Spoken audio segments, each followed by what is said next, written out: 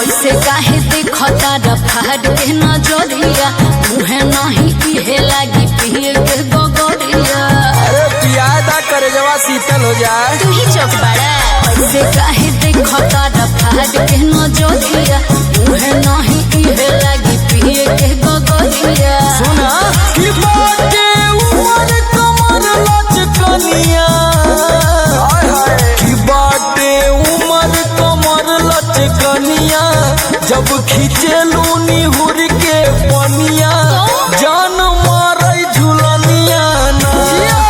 बाटे उमर कमर लचकनिया, जब खींचेलू निहुर के पनिया, जान मारे झुलनिया ना।